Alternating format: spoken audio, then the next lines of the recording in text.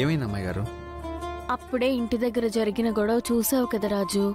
నాన్నే దగ్గరుండి ఆ రాక్షసిని నీతో పాటు పంపించారు. ఇప్పుడు నీతో కలిసి నేను రావడం చూస్తే మళ్ళీ పెద్ద గొడవ అయిపోతుంది. ఈ కొంచెం దూరమే కదా రాజు, పర్లేదులే, నేను నడిచి వెళ్ళిపోతాను.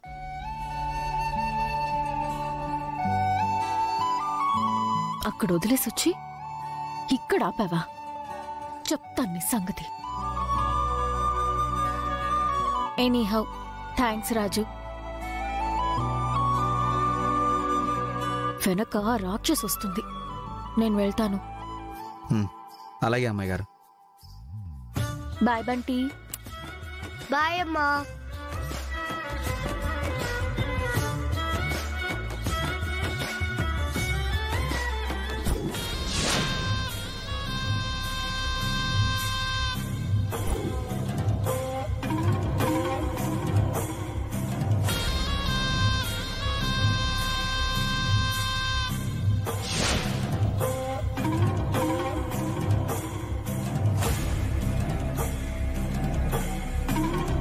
అంటే నన్ను నడి రోడ్డులో దింపేసి రూపని షాపింగ్కి తీసుకెళ్లాడా?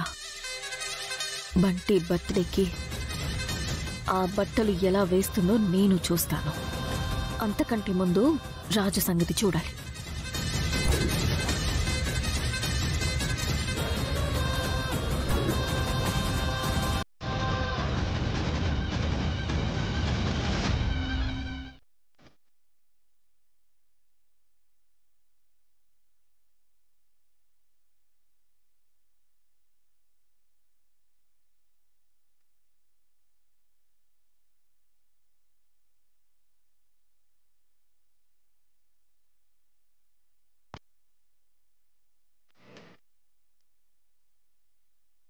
ఏంటమ్మాయి గారు, షాపింగ్ వెళ్ళొస్తున్నారా?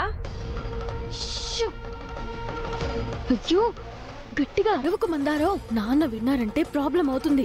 ప్రాబ్లం ఏం లేదులేండి, పెద్దయ్య గారు ఇంట్లో లేరు. బాబాయ్?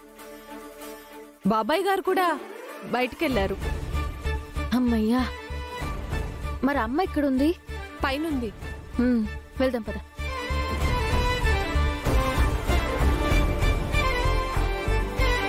అమ్మా, బంటికి బట్టలు తీసుకొచ్చానమ్మా, ఎలా ఉన్నాయో చూసి చెప్పమ్మా. బాగున్నాయనే కదా రూపా తెచ్చుంటావు. ఇప్పుడు మళ్ళీ నేను చెప్పడం ఎందుకు? నీ కొడుక్కి ఎలాంటి డ్రెస్సులు బాగుంటాయో నీకు తెలీదా? ఎలా ఉన్నాయి మందారం? మీ సెలక్షన్ కి పేరు పెట్టగలను అమ్మాయి గారు, సూపర్ గా ఉన్నాయి. చాలా బాగున్నాయి రూపా.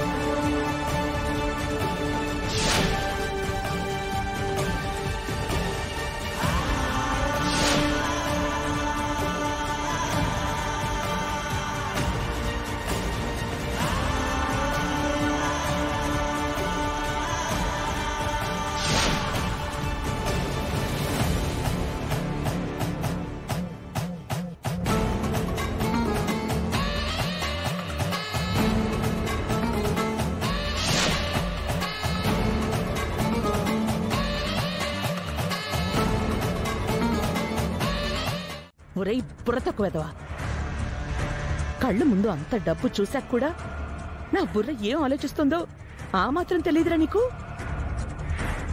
ఏం చేద్దాం అనుకుంటున్నావు? సూటిగా చెప్పు మమ్మీ.